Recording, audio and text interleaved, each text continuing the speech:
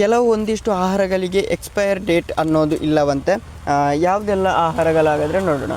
ಎಲ್ಲರಿಗೂ ಗಿರ್ಮಿ Kannada TV YouTube ಚಾನಲ್ಗೆ ಸ್ವಾಗತ ಅಂತ ಹೇಳ್ತಾ ಬಿಡಿ ಶುರು ಮಾಡೋಕ್ಕಿಂತ ಮೊದಲು ಯಾರೆಲ್ಲ ನಮ್ಮ ಯೂಟ್ಯೂಬ್ ಚಾನಲ್ ಮೊದಲು ನೋಡ್ತಿದ್ರಿ ಅವರೆಲ್ಲ ಸಬ್ಸ್ಕ್ರೈಬ್ ಮಾಡ್ಕೊಳ್ಳಿ ಮತ್ತು ಅಲ್ಲೇ ಪಕ್ಕದಲ್ಲಿರೋ ಬೆಲ್ಲೈಕನ್ನ ಪ್ರೆಸ್ ಮಾಡಿ. ಆಹಾರ ಉತ್ಪನ್ನಗಳಾಗಿರುವುದು ಮೇಕಪ್, ಸ್ಕಿನ್ ಕೇರ್ ಉತ್ಪನ್ನಗಳಾಗಿರಬಹುದು, ಔಷಧಗಳಿಗಾಗಿರಬಹುದು, ಎಲ್ಲ ಉತ್ಪನ್ನಗಳಿಗೂ ಎಕ್ಸ್ಪೈರಿ ಡೇಟ್ ಅನ್ನೋದು ಇದ್ದೇ ಇರುತ್ತದೆ. ಆದರೆ ಕೆಲವೊಂದಕ್ಕೆ ಎಕ್ಸ್ಪೈರಿ ಡೇಟ್ ಇಲ್ಲದ ಆಹಾರಗಳು ಯಾವುದಂತ ಡೈರೆಕ್ಟಾಗಿ ವಿಷಯಕ್ಕೆ ಬರ್ತೀನಿ ನಾನು. ಮೊದಲನೇದಾಗಿ ಜೇನುತುಪ್ಪ. ಶುದ್ಧ ಜೇನುತುಪ್ಪ ಎಂದಿಗೂ ಕೆಡುವುದಿಲ್ಲ. ಜೇನುತುಪ್ಪ ಹೈಡ್ರೋಜನ್ ಪೆರಾಕ್ಸೈಡ್ ಉತ್ಪಾದಿಸುತ್ತದೆ. ಇದು ಹೆಚ್ಚಿನ ಬ್ಯಾಕ್ಟೀರಿಯಾ ಮತ್ತು ಕೀಟಗಳ ಬೆಳವಣಿಗೆಯನ್ನು ತಪ್ಪಿಸುತ್ತದೆ. ಜೊತೆಗೆ ಇದರ ಕಡಿಮೆ ನೀರಿನ ಅಂಶವು ಬ್ಯಾಕ್ಟೀರಿಯಾ ಬದುಕಲು ಸೂಕ್ತವಲ್ಲ. ನೀವು ಆ ಜೇನುತುಪ್ಪವನ್ನು ಬಿಡದೆ ಪಾತ್ರದಲ್ಲಿ ಇಟ್ಟರೆ ಎಂದಿಗೂ ಕೆಡುವುದಿಲ್ಲ.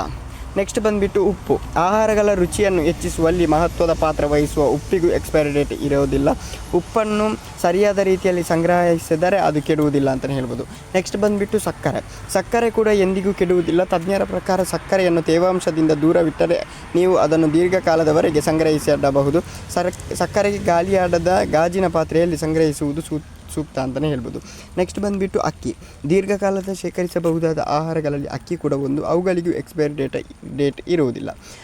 ಇಷ್ಟೆಲ್ಲ ನಾನು ಹೇಳಿದೆಲ್ಲ ಗೈಸ್, ನಿಮಗೆ ಗೊತ್ತಿರೋದನ್ನು ಕಮೆಂಟ್ ಮೂಲಕ ತಿಳಿಸಿ. ಓಕೆ ಗೈಸ್, ಮುಂದೆ ಸಿಗೋಣ. Love you so much.